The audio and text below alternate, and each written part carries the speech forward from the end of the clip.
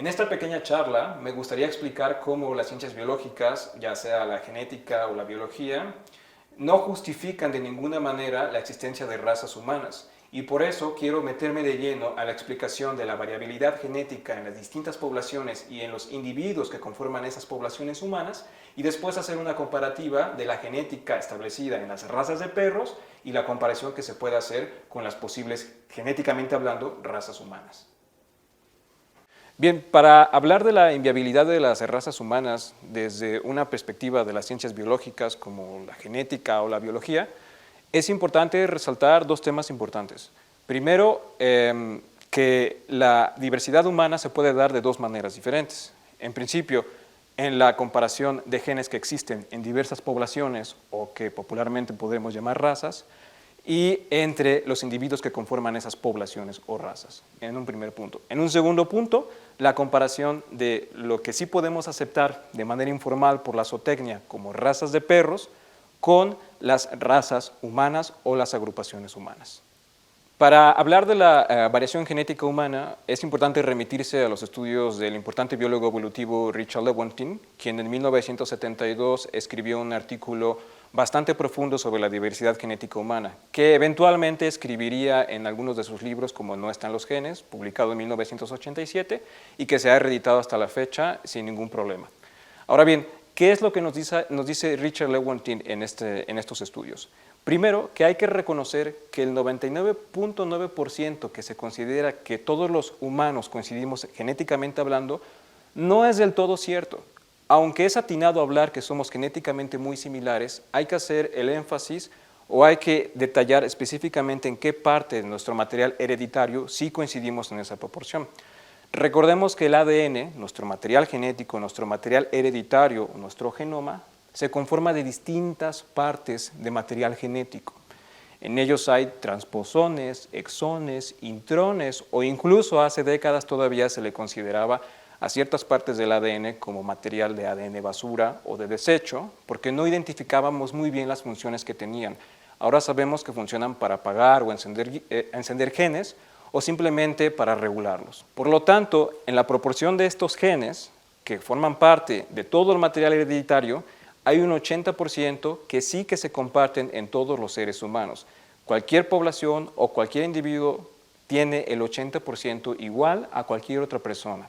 Esto quiere decir que son genes monomórficos, que expresan un carácter, una característica o una forma.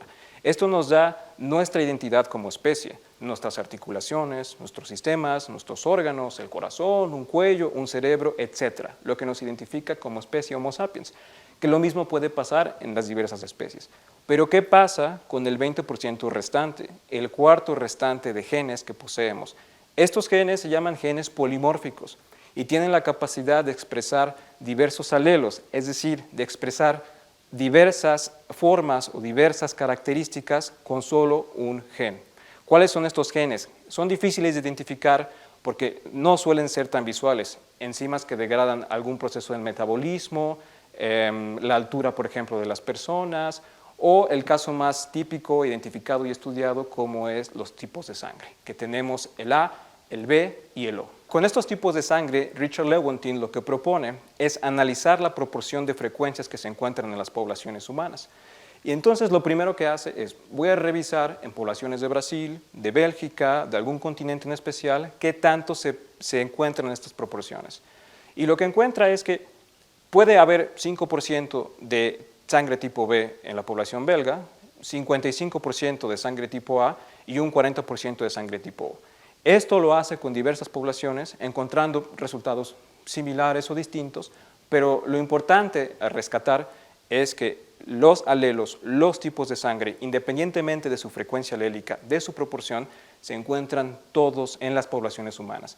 Es decir, que todos los seres humanos no estamos restringidos y que podemos portar alguno de esos alelos, alguno de esos genes, alguna de esa expresión, A, B u O. Sin embargo, portamos una, evidentemente. Ahora bien, ¿cuántas diferencias tiene que haber en las frecuencias de proporciones de estos grupos sanguíneos para establecer entonces razas humanas? Esa es una de las preguntas más importantes que asume Lewontin en sus estudios. Y entonces se dedica a estudiar y estudiar y estudiar las proporciones de sangre que existen en las poblaciones humanas. Y descubre que no hay una pertenencia al 100% de algún alelo o de algún gen en las poblaciones humanas.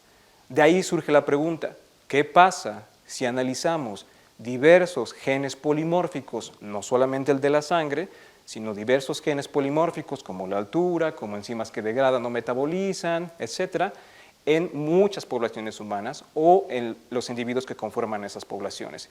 Y aquí viene la gran revelación o la gran sorpresa.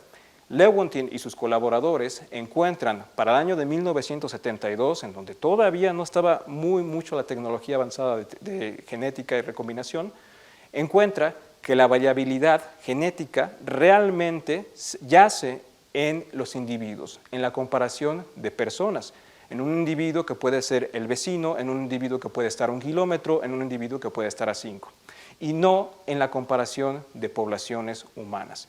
Es decir, el 85% más o menos es el porcentaje de variación genética que sí puede estar variando entre los individuos.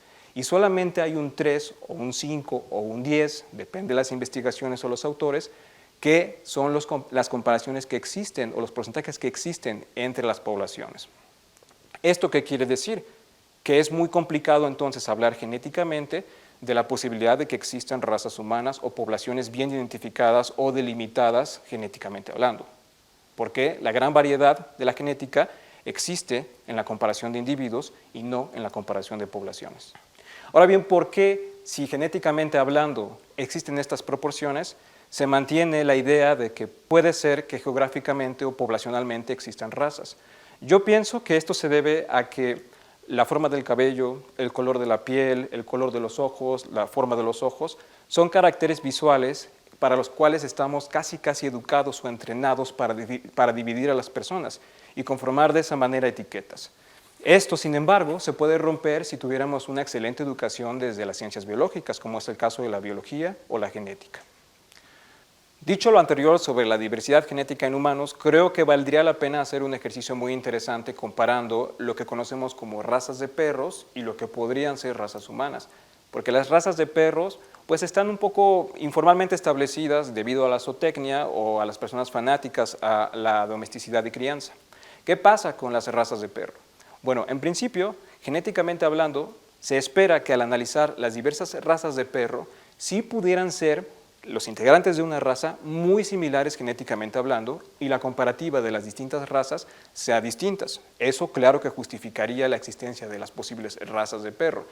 Y al analizar Norton y colaboradores, que son unos magníficos investigadores sobre las razas de perros, al analizar 60 razas distintas de perro, corroboran que efectivamente al revisar cada uno de estos grupos de perros, hay unas diferencias notables del 27% aproximadamente que pueden justificar la existencia de subgrupos de la especie de perros en razas, cosa que, como ya vimos, no pasa en los humanos. Si acaso tenemos esa comparación de poblaciones humanas en un 3, 5, máximo 10%. Ahora bien, cuando comparamos a los individuos que conforman una sola raza de perro, todos los individuos de la raza dálmata o de la raza Doberman, descubrimos que realmente hay un gran porcentaje de similitud genética, lo que también corroboraría el correlato de las razas de perros. Como ya vimos, esta similitud genética no ocurre en las agrupaciones humanas y por lo tanto allí encontramos una discrepancia importante. Uno de los motivos por los cuales existen estas diferencias entre las razas de perros y razas humanas es el tiempo evolutivo de las dos especies. Sabemos que el origen del ser humano moderno yace allá por 250.000 años o 300.000 años y desde ese momento hasta la fecha han ocurrido diversos procesos de evolución como selección natural, deriva genética, epigenética, incidencia del ambiente, migraciones, etcétera, que han enriquecido de una manera impresionante la variación genética humana. En cambio, en los perros, ese fenómeno no ha ocurrido así. Quizás la raza más longeva de perros sea la Chow Chow, con unos 1000 años aproximadamente. Y la gran mayoría de razas de perros que conocemos tienen aproximadamente 150 años o 100 años. ¿Esto a qué se debe? Esto se debe a la selección artificial, a que la mano del ser humano tiene la capacidad de direccionar los rasgos que más nos interesan y provocar el cambio genético de algunas características físicas. Por lo tanto, podemos observar estas anatomías o partes físicas muy drásticas cambiadas en los perros y proponer que existen razas de perros. ¿Cómo podemos ver la pérdida de variación en estos rasgos físicos de los perros? Bueno, me gustaría mencionar 3 ejemplos interesantes: el cabello o el pelaje, la pigmentación y la altura o las dimensiones de los perros comparadas con los humanos, genéticamente hablando. En el primer caso, en el cabello o el pelaje, se sabe que son aproximadamente 5 genes los que interaccionan para expresar los 10 tipos de pelaje que hay en los perros. Cabello rizado, cabello lacio, cabello ondulado, etc. Y en contrario con los humanos, son aproximadamente 7 genes u 8 genes que interaccionan simplemente para expresar un solo tipo de cabello, el cabello rizado. En el segundo lugar, la pigmentación. Existen en los perros aproximadamente 9 genes interaccionando para explicar el patrón de coloración o de pigmentación que existe en ellos. Manchas, colores más oscuros, colores más claros, etc.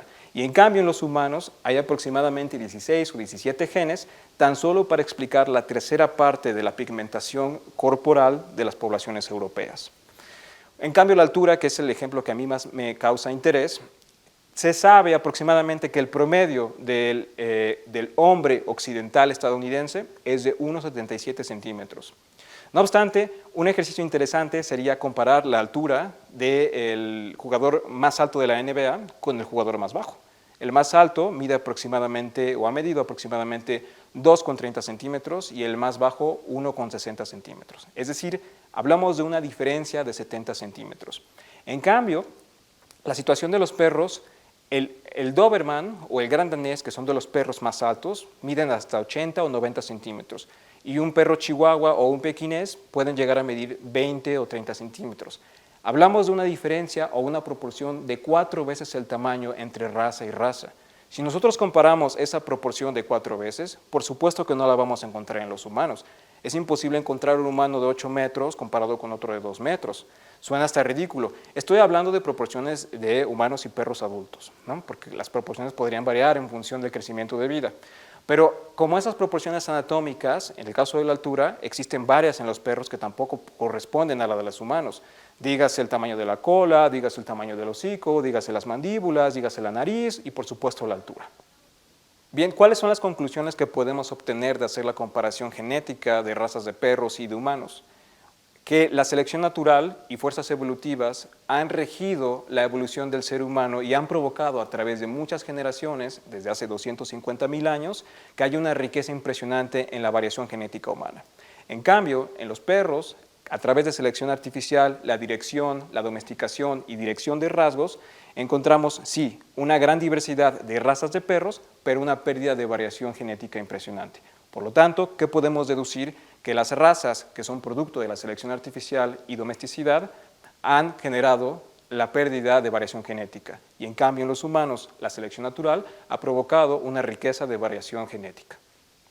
En consecuencia, no sería atinado hablar de razas humanas como si se habla de razas de perro. ¿Por qué? Esto podría desencadenar en un pensamiento de tipo racista y no sería de lo más atinado posible dado que no tiene ningún tipo de justificación científica, genética o biológica.